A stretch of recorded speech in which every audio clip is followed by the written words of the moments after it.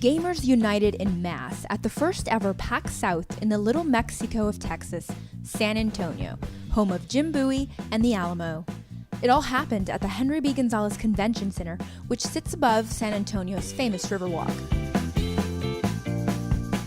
We are outside the lobby of the Henry B. Gonzalez Convention Center. We're about to go inside to the first PAX South ever. We are super excited. I've got my 3DS so I can rack up all the street passes and make some new friends. So let's go inside.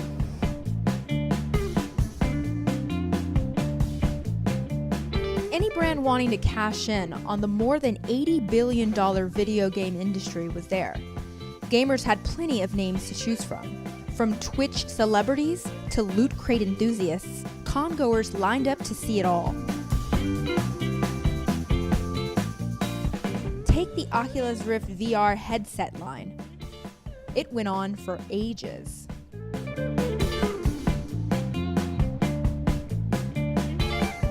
There were definitely not enough headsets for everyone in this line. But one thing there was plenty of: cosplayers. And some, like this Dungeons and Dragons drought priestess, were willing to talk to us. They have a spider goddess that they worship, and there's a level where there's priestesses that are above all the other classes, and that's what I'm trying to emulate. But just how long does it take to put on all that makeup? A good 2-3 hours, yeah, and some touch-ups. While some went for the obscure, other cosplayers decided to go a little more obvious. I think you can guess just from the outfit.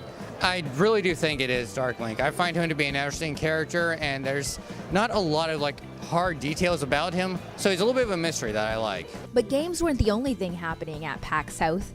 Actually, I just got engaged at the Markiplier panel. Oh my God, congratulations! Thank you. And Gamergate was still on some people's minds.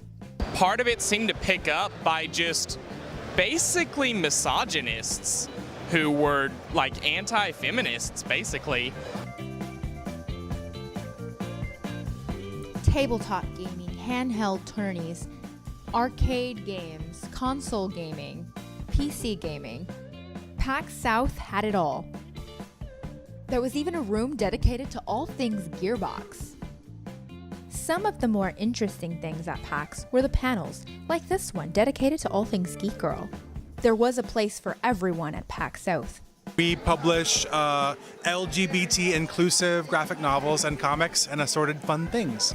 I think part of it is that people have a desire to see themselves reflected in the stories that they read. Even if you're not a queer reader and trying to find stories about your experience, it's still good to reflect the real world. And there are a lot of different types of people in the world, and I think it's really useful for everyone to see that diversity. After everything was said and done, we made sure to get in our weekly exercise. Whew, that was exhausting. So much fun here at PAX South.